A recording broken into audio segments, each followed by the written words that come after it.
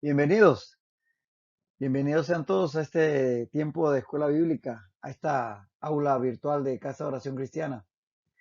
Preparados, listos para continuar con el Evangelio de Mateo, capítulo 23. Prepárate ahí con tu Biblia, material de notas, prepara tu corazón, tu mente, listos y dispuestos a ver lo que en el día de hoy podemos considerar en la palabra de Dios. Amado Dios, amado Padre Celestial, te damos las gracias y te damos a ti la alabanza porque Dios, tú lo mereces. Y Señor, estamos agradecidos por la oportunidad de cada día conocerte más y más a través de tu palabra.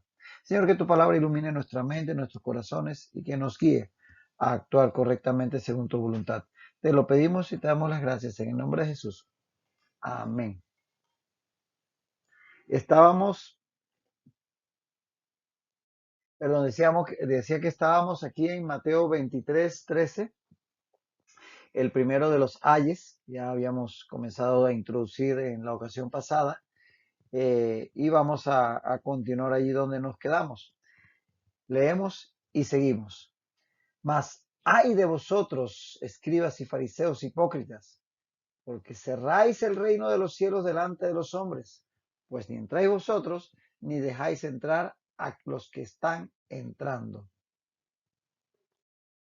Habíamos comenzado a considerar esto, ya prácticamente estábamos terminando y estábamos en esta última porción donde dice Jesús la razón por la cual exclama esta palabra de denuncia en contra de los escribas y fariseos. Y es que dice Jesús, porque cerráis el reino de los cielos delante de los hombres, pues ni entráis vosotros ni dejáis entrar a los que están entrando. Ya explicamos el término del reino de los cielos y cómo su única entrada es a través de la fe en Jesucristo. Y estos escribas y fariseos, al rechazar a Jesucristo, no solamente estaban dejando de entrar ellos en ese reino, sino que al ser guía y modelo y líderes para el resto del pueblo, hacía que muchos de ellos rechazaran también a Jesucristo y por tanto condenándolos a quedar por fuera de dicho reino. Y decir que ellos por este tipo de comportamiento tenían más culpa, porque ellos eran los que debían guiar al pueblo, ellos eran los maestros, los que debían enseñar la palabra, la escritura a Israel. Entonces, siendo ellos los que debían saber y por tanto guiar al pueblo a que a través del conocimiento de la palabra identificaran al Mesías y poder, así creyendo en Jesucristo, ser salvos, pues estaban siendo ellos mismos rechazando a Jesús y haciendo que otros lo rechazaran. Eso realmente implicaba una mayor culpa. Ahora, su posición a Jesús, por tanto, llevaba a que muchos en el pueblo, siguiendo su ejemplo, lo rechazaran también. Ya era malo de por sí alejarse de Cristo, rechazarle, pero era peor hacer que otros se alejasen de él. Entonces, si es malo que una persona rechace a Jesucristo, peor es para esa persona que además de él rechazar, ella rechazar al Señor, influya para que otros tampoco lo busquen. Y eso es prácticamente una doble culpa. Es como, en este caso, es como si estas personas se hubiesen colocado a la puerta de entrada del reino, negándose precisamente a entrar, pero a la vez estorbando para que otros no lo hicieran. Era como digo, una doble culpa. Juan 7, 45 al 49. Mira un ejemplo de cómo esto ocurría. En Juan 7, 45 al 49 tenemos el caso de unos alguaciles que fueron enviados por los religiosos, por los escribas y fariseos ante Jesús y regresan con una palabra que parecía que ellos estaban ya prácticamente listos para creer, pero ve cómo ellos los persuaden para que no creyeran. O sea que no solamente no creían ellos, sino que estorbaban que otros creyesen. Dice así, Juan 7, 45 al 49. Los alguaciles vinieron a los principales sacerdotes y a los fariseos, y estos les dijeron, ¿por qué no le habéis traído? Porque he mandado a buscar a Jesús. ¿Por qué no le habéis traído? Los alguaciles respondieron, jamás hombre alguno ha hablado como este hombre. ¿Lo ves? Ellos estaban prácticamente listos para creer en él. Dice el 47. Entonces los fariseos le respondieron, ¿también vosotros habéis sido engañados? ¿Acaso ha creído en él alguno de los gobernantes o de los fariseos? Mas esta gente que no sabe la ley, maldita es. Y obviamente con esas palabras desentusiasmaban a muchos para que creyeran en Jesús. Entonces, como decíamos, es muy triste que una persona rechace a Jesús, pero encima que influya en otros para que le rechacen. Y no solamente podemos estar influyendo negativamente a otras personas, hablando así abiertamente como sean estos religiosos en contra de Jesús, sino que a veces con nuestros actos y con nuestras palabras podemos ser piedra de tropiezo para que otros se lleguen a Cristo.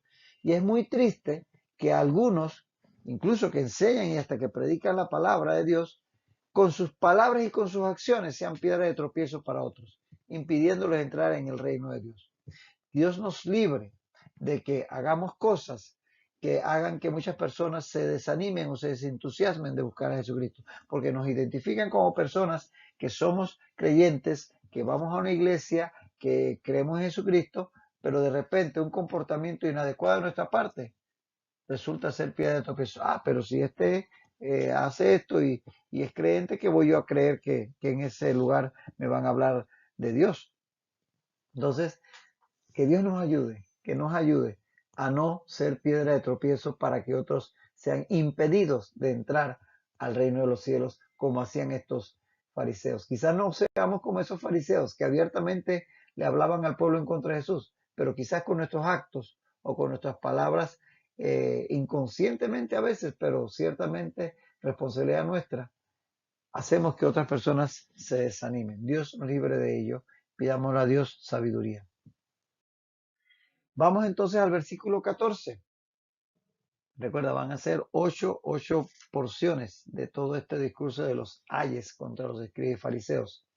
Dice entonces Mateo 23:14. Ay de vosotros, escribas y fariseos, hipócritas, porque devoráis las casas de las viudas y como pretexto hacéis largas oraciones. Por esto recibiréis mayor condenación. Este texto, exactamente este texto, lo puedes encontrar, puedes anotarlo ahí también.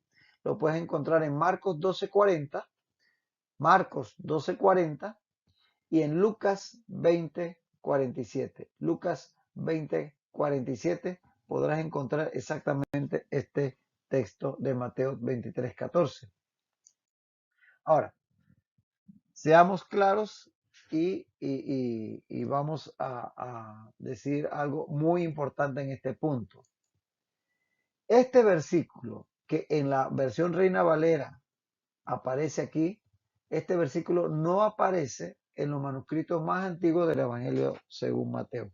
Recuerda que la versión Reina Valera que estamos considerando como base fue traducida por Casiodoro de Reina en el siglo XVI, tomando como base el llamado Texto Receptus, que había sido traducido por Erasmo de Rotterdam, tomando como base del hebreo y del griego los manuscritos más antiguos que se tenían para esa época, el siglo XVI. Después de eso se fueron encontrando a lo largo de los siglos manuscritos más antiguos y obviamente un manuscrito más antiguo tiene más validez que uno más reciente porque uno más reciente puede haber sido alterado y no viceversa. Por eso hoy día sabemos esto que llamamos variantes textuales, que eso lo hemos explicado ampliamente en muchas ocasiones y aquí tenemos una variante textual, que en esta versión Reina Valera aparece este versículo que está en los manuscritos por lo menos del siglo XVI hacia acá, pero que no aparece en los manuscritos más antiguos. Entonces, es una variante textual. Ya hemos dicho, esto no tiene ningún problema, esto no nos quita en ningún momento que creamos en la palabra de Dios, porque sencillamente son cosas que se conocen dónde están y que no cambian en absoluto la verdad bíblica, porque realmente la mayoría, la inmensa mayoría son pequeñas alteraciones y la mayoría que son tomadas de un texto verdaderamente de la palabra de Dios y puestas en otro lugar, como ocurre en este caso. Probablemente este versículo en realidad es una interpolación que alguien escribió allí en este punto, tomada de Marcos 12:40. Marcos 12:40, que sí contiene este versículo en los textos más antiguos, es exactamente el mismo texto, en el mismo contexto, o sea que sí fueron palabras dichas por Jesús. Sí fueron palabras dichas por Jesús en ese escenario en el templo a ese público, pero que En el caso de Mateo está interpolado, tomado de Marcos 12:40. Y también lo recoge Lucas 20:47. Si tú quieres, lees Marcos 12:40 cuando dice exactamente, devoran las casas de las viudas y por pretexto hacen largas oraciones. Esto recibirá mayor condenación. Y Lucas 20:47 dice, devoran la casa de la viuda y por pretexto hacen largas oraciones. Esto recibirán mayor condenación. O sea, exactamente el mismo texto en el mismo contexto. Eh, y de hecho, versiones más modernas de la Biblia no lo incluyen, no incluyen el versículo, prácticamente omiten este versículo 14. O lo incluyen, pero ponen un asterisco y una nota aclaratoria ahí al margen o abajo diciendo esto que les acabo de explicar. Y eso no enreda a nadie, porque el texto sí es original, pero no en este punto. Jesús sí dijo estas palabras, exactamente estas palabras, sí las dijo exactamente en estos momentos, solo que Mateo, aparentemente, por lo que sabemos en los manuscritos más antiguos, no lo registró. Y eso hemos hablado de la diferencia entre uno y otro evangelio, que eso le da más validez porque precisamente nos damos cuenta que no fue una simple copia, sino que cada uno de los evangelistas, inspirado por el Espíritu Santo, plasmó los textos en sus evangelios desde su punto de vista. Todos decían la verdad, pero de distintos puntos de vista. Uno resaltaba más unas cosas, otro resaltaba más otras, y eso le da más validez a los evangelios en sí. Entonces, Jesús sí dijo estas palabras en este momento, solo que Mateo no lo registró, como sí lo hizo Marcos y como vemos que lo hace también Lucas. Así que definitivamente es una variante textual, una más de las que hemos explicado y que en ningún momento nos desvirtúa la validez de la palabra. Pero como estamos considerando aquí este texto, lo vamos a seguir explicando sabiendo que sí es parte de la escritura, nada más que aquí hubo una interpolación y por eso aparece en esta versión en este punto. Y entonces, este hay, en cuanto a que los escribas y fariseos devoraban las casas de las viudas, es que, como decíamos, sí aparece en Mateo, en Marcos y en Lucas, tiene que ver con que precisamente la viuda judía de aquellas épocas, de ese primer siglo, si no tenía un familiar, sobre todo un familiar varón adulto, quedaba desamparada que en ese tiempo no había seguro social, no había, qué sé yo, esas organizaciones de beneficencia, sí, y las mujeres en términos generales no laboraban, no tenían forma de ganarse la vida, ellas dependían 100% de su esposo, de niñas de sus padres, y si quedaban huérfanas de sus hermanos, pero ya en la vida adulta de sus esposos. Entonces, al enviudar, si no tenía un hijo adulto o un hermano adulto o su papá todavía vivía, sencillamente quedaba desamparada. Esas eran lo que llamaban las verdaderas viudas. Por eso hay muchos textos que aluden a esa condición de fragilidad socioeconómica de la viuda de esa época.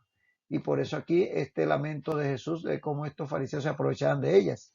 Lucas 18:3, Lucas 18:3 dice que había también en aquella ciudad una viuda. Esa es la parábola, la de la viuda y el juez injusto, ¿la recuerdas?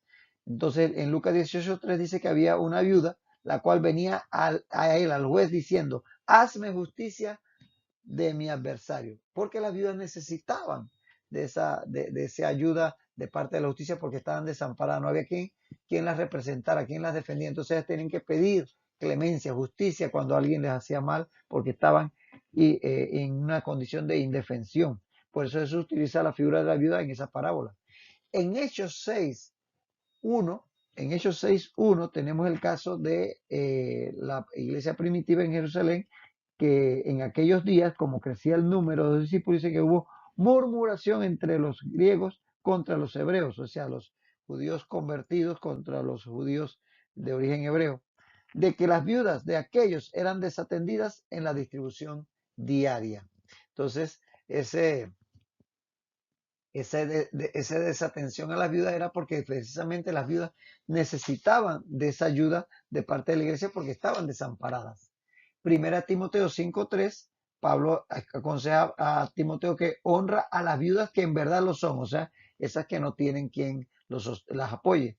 Dice, si algún creyente o alguna creyente tiene viudas, que las mantenga, a fin de que haya lo suficiente para las que en verdad son viudas, o sea, las que no tenían una familia que las sostuviera, porque eran mujeres que quedaban en una condición indefensa.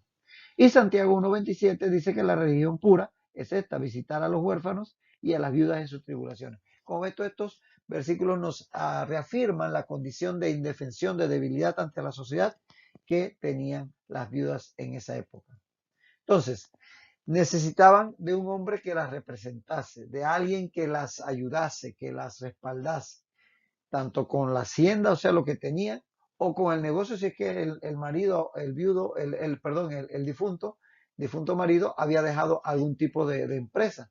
Ponte que tuviera un hato de ovejas o una viña o qué sé yo. Entonces, si no tenían un hijo adulto, un hermano adulto, un familiar cercano adulto, varón, tenían que buscar a alguien que les ayudase porque no se les permitía, en términos generales, administrar así públicamente los bienes. Entonces ese es el tema que muchas mujeres viudas que quedaban en posesión de algún tipo de hacienda tenían que buscar a alguien que las representase ante la sociedad. Entonces los escribas y fariseos, de bien presentados que eran estos señores, aparentemente, aparentando ser, perdón, muy religiosos, se ganaban la confianza de las viudas. A la hora de buscar a alguien a quien pedirle que le ayudase para administrar esto, ellos estaban ahí y como eran ahí muy religiosos, que oraban todo el día y que hacían todo esto, parecían ser personas buenas, personas moralmente correctas. Entonces, ese era el punto. Se ganaban la confianza de las viudas en este sentido. Entonces, terminaban los fariseos administrando los bienes que estas viudas les confiaban. Pero, muchos de ellos para su propio enriquecimiento y dejando a la viuda en la miseria. Es decir, que quedaban las viudas desatendidas nuevamente. Ahora, ellos, sí, ellos oraban mucho y de eso no podemos negar que hacían mucha oración. Ahora, que esas oraciones llegaran al cielo son otros 500 pesos. Oraban de una forma ostentosa y eso lo hemos visto en otras críticas que Jesús les hacía de sus oraciones, que eran de por sí bastante elocuentes, pero con una finalidad muy egoísta. Y esas oraciones que aquí Jesús mismo dice, como pretexto a 6 largas oraciones, era para aparentar piedad delante de la viuda. Entonces la viuda le cogían confianza, parecían personas muy piadosas, no me puede engañar, ven y por favor administra mi hacienda. Y por otro lado también podía estar aparentando que oraban por la viuda. Entonces, este era el comportamiento que muchos religiosos tenían y que Jesús aquí está criticando con este segundo ay, que sencillamente se aprovechaban de su condición y se aprovechaban de las viudas que estaban en indefensión, como ya explicamos, y tomaban posesión de sus bienes y se los adjudicaban y dejaban a las viudas despojadas de los mismos. Definitivamente que es un comportamiento muy criticable de parte de estos escribas y fariseos, pero ciertamente hoy en día ocurre algo parecido, porque existen sectas y tristemente puede que haya también algún mal comportamiento de parte de alguna congregación o algún grupo que hacen algo parecido, seduciendo a personas para que donen sus propiedades a la organización. En Estados Unidos se ha visto mucho eso y también en Latinoamérica, de organizaciones religiosas o pseudo religiosas que persuaden a personas para que donen casas, para que donen autos, para que donen propiedades o inclusive que las pongan en su testamento para que al morir, en vez de ir estos bienes a sus hijos, terminen en la organización. Tristemente, hoy día estos pecados de estos escribas y fariseos también se cometen por parte de algunos religiosos o pseudo religiosos, como decíamos. Entonces, definitivamente que esto no es de Dios, esto no es de creyentes y Dios libre que seamos parte de una organización que caiga en semejante falta. Ahora, Jesús ya había condenado esa manera exhibicionista de orar, porque aquí está hablando de esas oraciones que hacían por pretexto para engatusar a las viudas. Pero ya Jesús había anteriormente hablado de esta forma de orar ostentosa que tenían estos religiosos. En Mateo 6:5, por ejemplo, dice que cuando ores, le dice a sus discípulos, no seas como los hipócritas, porque ellos aman el orar en pie en las sinagogas y en las esquinas de las calles para ser visto de los hombres. Entonces lo hacían de una forma así muy ostentosa para que la gente viera cuán buenos eran, cuán religiosos eran. Ahora, sí es cierto que lo hacían, sí es cierto que lo decían, porque hay descripciones de índole histórica que relatan, que registran, que algunos fariseos oraban hasta 3 horas, hasta 3 horas, 3 veces al día, imagínate, se la pasaban orando o aparentando que oraban. Y acompañaban muchas veces esas oraciones de un tiempo de meditación, imagínate. Orar 3 horas, 3 veces al día. ¡Wow! ¿Quién podría pensar en orar tanto? Pero parece que ellos, o por lo menos lo aparentaban, lo hacían. Entonces, por eso sí se les atribuía esa excesiva comportamiento de oración. Pero atención, que se puede orar mucho sin hablar con Dios. O aparentar orar, porque orar es hablar con Dios, aparentar orar sin estar orando verdaderamente, como hacía aquel fariseo que dice en Lucas 18:11 el Señor Jesús en aquella parábola. En Lucas 18:11 decía el Señor Jesús que el fariseo puesto en pie oraba consigo mismo. ¿Lo ves? Oraba consigo mismo. O sea que todas esas palabras que él supuestamente dirige a Dios, se las estaba dirigiendo a su propio ego, a su propio yo, para exaltarse, para alabarse, para engrandecerse él mismo. Entonces, el orar, el tomar muchas horas supuestamente para orar, si son palabras vacías, palabras que no tienen ningún tipo de contenido de verdad y no son genuinas, eso es pura palabrería. Entonces, la oración sincera, la oración verdadera es aquella que va dirigida de nuestro corazón con toda honestidad, con toda sencillez, con toda veracidad a nuestro Dios. Entonces, siempre saber que el problema no es que sea corta o larga la oración. El problema es que sea o no sincera. Ese es el punto donde debemos concentrarnos. Que tengamos honestidad y sinceridad en nuestras oraciones y que haya un propósito y una motivación correcta. ¿Ok? Lo del tiempo, lo del lugar, lo de la posición son secundarias. Ahora, ellos, en este sentido, los fariseos y los escribas, en esta expresión que Jesús les lanza, se ve que ellos eran culpables de una codicia, porque codiciaban la hacienda de las viudas y por eso hacían todo esto, y de hipocresía, porque se hacían los santos y los buenos para que pues fueran objeto de la confianza de aquellas viudas y aprovecharse de ellas. Ahora, a mayor culpabilidad, mayor condenación, porque definitivamente estos tenían una doble culpabilidad al ser ellos mismos supuestamente guías del pueblo. Así que ahí había una doble culpa y una mayor condenación. Por eso dice, por esto recibiréis mayor condenación, dice el Señor Jesús. Y es que así como habrá diferentes grados de gloria en el cielo, habrán coronas, corona de vida, corona de gloria, corona de victoria, etcétera.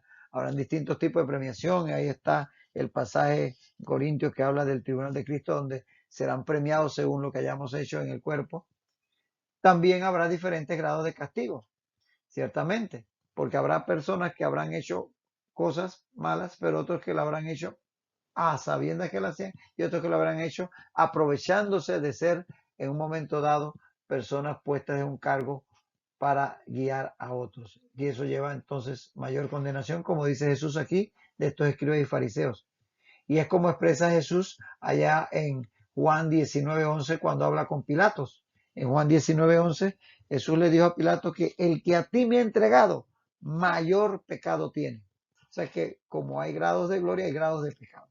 Entonces, eso es interesante de analizar, que no todos son medidos con la misma vara a la hora, no todos tienen el mismo grado de culpa delante de Dios, pero obviamente esto no tiene nada que ver con la salvación solamente es por la fe en Jesucristo, pero así como al ser salvo en Jesucristo, todos los que somos salvos en un momento, según lo que hayamos hecho, o no en esta vida va a tener una mayor o menor recompensa, así también aquellos que le han rechazado al momento de ir al juicio final van a tener que confrontar su mayor o menor culpa delante de Dios, al cual no se le escapa nada.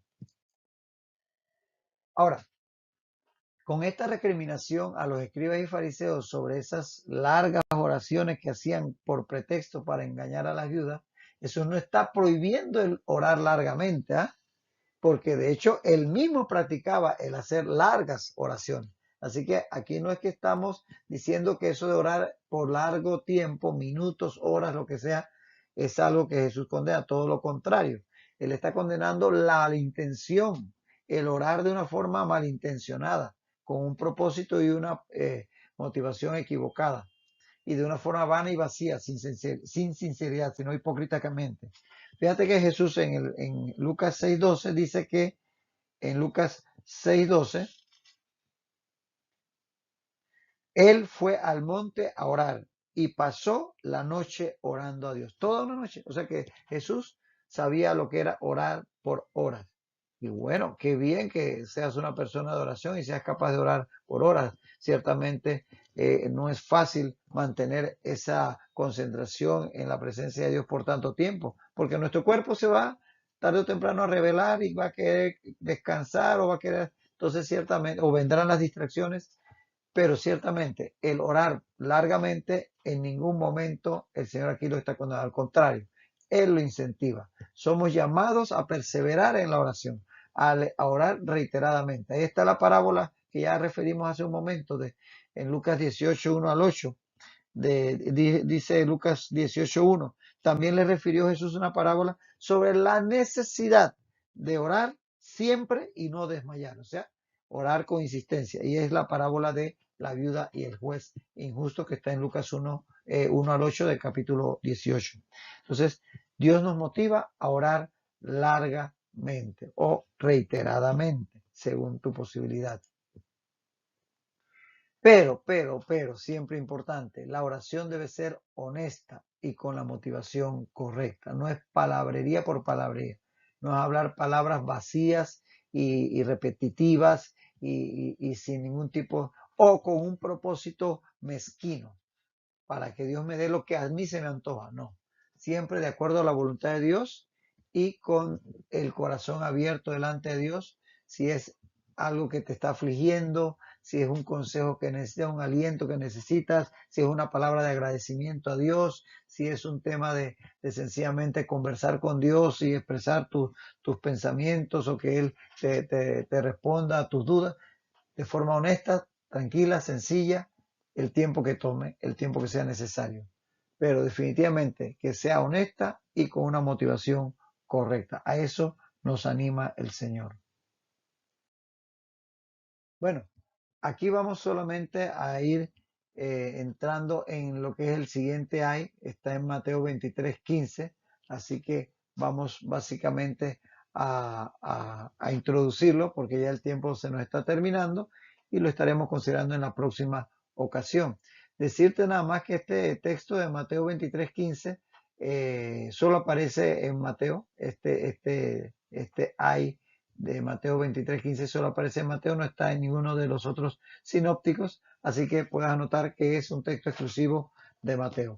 Leámoslo por lo menos para tenerlo adelantado y lo consideraremos en la próxima ocasión. Dice así: Ay de vosotros, escribas y fariseos hipócritas, porque recorréis mar y tierra para hacer un prosélito, y una vez hecho, le hacéis 2 veces más hijo del infierno que vosotros. Tremendo, tremendo. Vamos a considerar, como decíamos, este tercer ay en la próxima ocasión. Así que quédate ahí solamente con la introducción y ahí nos encontraremos próximamente. Hasta entonces, que el Señor siga bendiciendo tu vida rica y grandemente.